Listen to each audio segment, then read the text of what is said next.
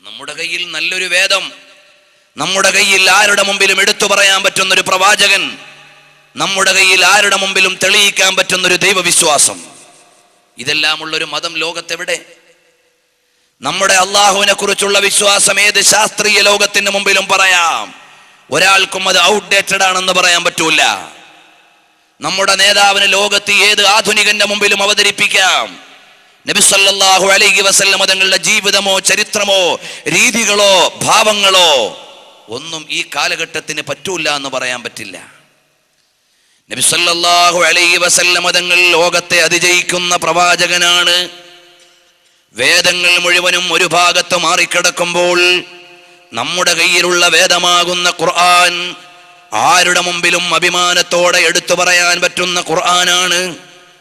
ആ ഖുർആനിലെ ഏതെങ്കിലും ഒരു സൂക്തം തെറ്റാണെന്ന് പറയാനോ അതിൻ്റെ ആശയങ്ങൾ പ്രായോഗികമല്ലെന്ന് പറയാനോ സയൻസിന് കഴിയില്ല. ആയിരക്കണക്കിന് പ്രമാണങ്ങൾ വെച്ചുകൊണ്ട് സംസാരിക്കാൻ പറ്റും. അങ്ങനെ നല്ല ഒരു വേദം, എവിടെയും എടുത്തു പറയാവുന്ന പ്രവാചകൻ, ആരുടെ മുമ്പിലും ഉദ്ധരിക്കാവുന്ന ദൈവവിശ്വാസം, ഇതെല്ലാം നമ്മുടെ കയ്യിലുണ്ടെങ്കിലും ഈ സമുദായത്തിന് അതിനോട് ബന്ധമില്ലാത്തതിൻ്റെ പേരിൽ ഈ സമുദായം വലിച്ചഴക്കപ്പെടുകയാണ്. ഒരുപാട് ആളുകൾ പരിശുദ്ധമായ ഖുർആനിന്റെ ആത്മീയമായ വിചാരങ്ങളെ കുറിച്ച് പറഞ്ഞിട്ടുണ്ട്. അതിൽ യൂറോപ്യൻ ചിന്തകനായ ബിസ്മാർക്ക് അദ്ദേഹത്തിന്റെ വിശാലമായ ലേഖനത്തിൽ എഴുതുന്നു, I have studied all the revealed books, എല്ലാ വേദങ്ങളും ഞാൻ പഠിച്ചു നോക്കി. But since they are corrupted, I have been unable to find the true wisdom I was searching for the happiness of mankind. മനുഷ്യന്റെ മോക്ഷത്തിനും സന്തോഷത്തിനും വേണ്ടി ശരിയായ ദിശണയുള്ള ഒരു വഴിയെയും ഒരു വേദത്തെയും ഒരു പ്രസ്ഥാനത്തെയും ഞാൻ അന്വേഷിച്ചു കൊണ്ടിരിക്കുകയാണ്. ഒരു വേദത്തിലും ഒരു മതഗ്രന്ഥങ്ങളിലും എനിക്ക് കാണാൻ കഴിഞ്ഞില്ല. എല്ലാം കാലഹരണപ്പെട്ടതോ യുക്തിശൂന്യമോ ആയിട്ടാണ് എനിക്ക് അനുഭവപ്പെട്ടത്.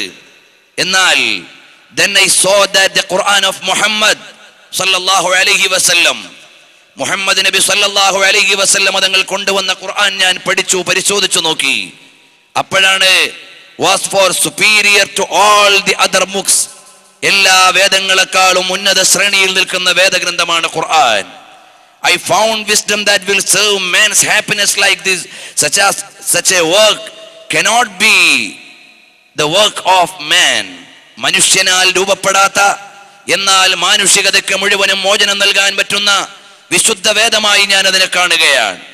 Those who say it's Muhammad's work are denying the imperatives of knowledge.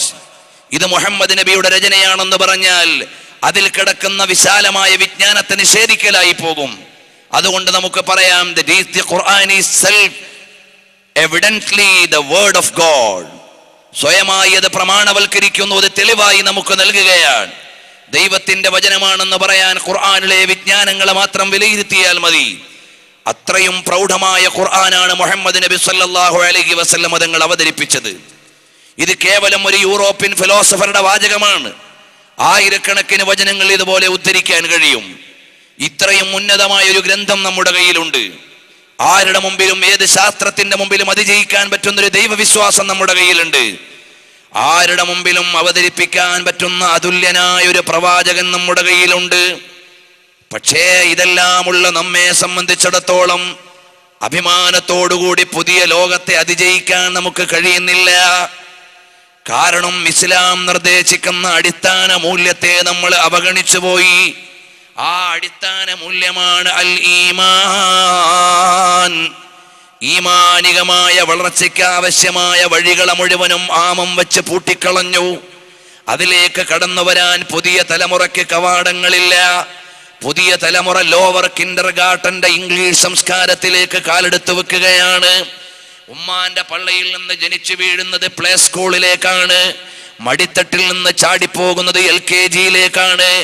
വാപ്പാന്റെ കയ്യിൽ പിടിക്കാൻ തുടങ്ങുമ്പോഴേക്ക് UKGയിലേക്കാണ്. വളർന്നു വരുംതോറും പരിഷ്കൃത വിദ്യാഭ്യാസത്തിന്റെ പുതിയ പരവതാനികളിലേക്ക് പോകുമ്പോ പടച്ചവനെ അറിയാതെ പുതിയ ലോകത്തെ സ്വീകരിക്കുന്ന മനുഷ്യ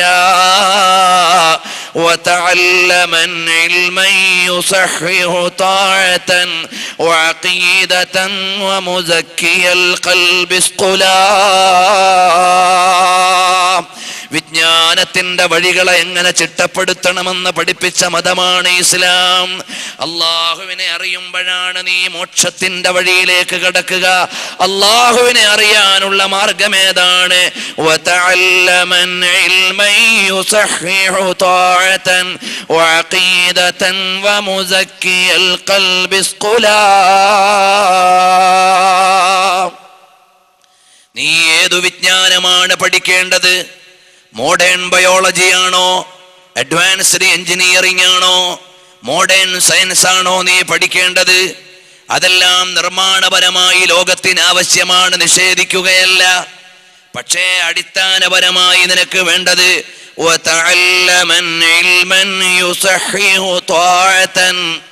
ലോകാധികാരിയായ അള്ളാഹുവിനെ അനുസരിക്കുന്നതിന്റെ നിയമങ്ങൾ, പടച്ചവന്റെ മുമ്പിൽ സാഷ്ടാംഗം ചെയ്യുന്നതിന്റെ നിയമങ്ങൾ, അള്ളാഹുവിനെ അറിയാനും അവനിലേക്ക് അടുക്കാനുമുള്ള നിയമങ്ങൾ.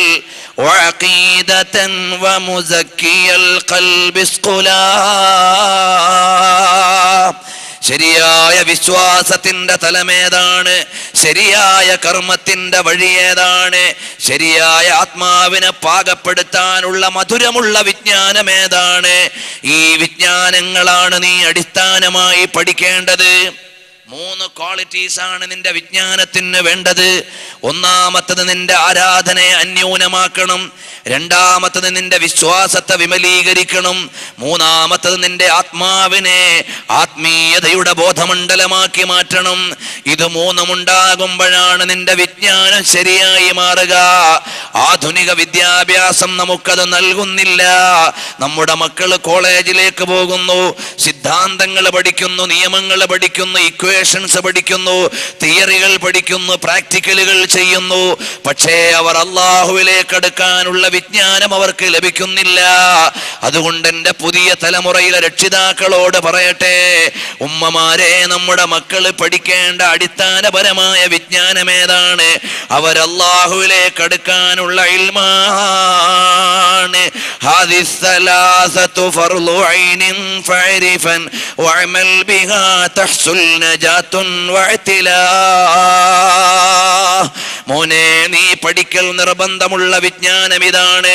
ഇവിടെ സമൂഹത്തിൽ എഞ്ചിനീയർമാര് വേണം, ഡോക്ടേഴ്സ് വേണം, പ്രൊഫഷണലുകൾ വേണം, വിദ്യാഭ്യാസ മണ്ഡലങ്ങളിൽ പ്രവർത്തിക്കുന്നവര് വേണം, ഭരണകേന്ദ്രങ്ങളിൽ നിയന്ത്രിക്കാൻ പറ്റുന്നവര് വേണം.